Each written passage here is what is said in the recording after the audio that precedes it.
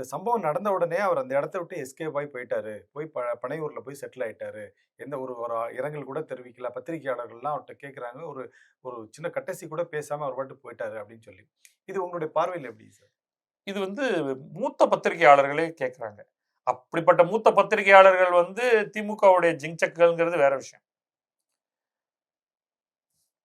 இது ஒரு அநியாயமான ஒரு ஸ்டேட்மெண்ட் அப்படின்னு நான் சொல்லுவேன். ஃபர்ஸ்ட் ஆஃப் ஆல் உங்களுக்கு வந்து நீங்க பரப்புரை பண்ணிட்டு இருக்கீங்க, ஆம்புலன்ஸ் வந்துட்டு போகுது, ஒரு பெரிய கிரௌடு சர்ஜ் ஆகுது, பதட்டமான சூழ்நிலை ஏற்படுது, உங்களுக்கு ஒரு பெரிய ஷாக். உங்களுக்கு அப்ப கூட வந்து உயிர் கொத்து கொத்தாக மக்கள் இறந்திருக்கிறார்கள் உங்களுக்கு தெரியாது. அப்ப அவருக்குன்னு ஒரு செக்யூரிட்டி இருக்கு.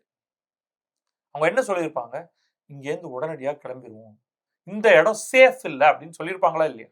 இருந்தா இன்னும் கூட வேற நிகழ்வு என்ன வேணாலும் ஆகியிருக்கலாம், என்ன வேணாலும் ஆகியிருக்கலாம், ரைட்?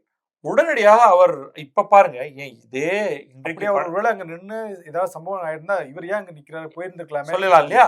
சோ அவர் அங்கிருந்து உடனடியாக வெளியேறியது சரி. அவர் அப்ப உடனடியாக வெளியேற எங்க போக முடியும்?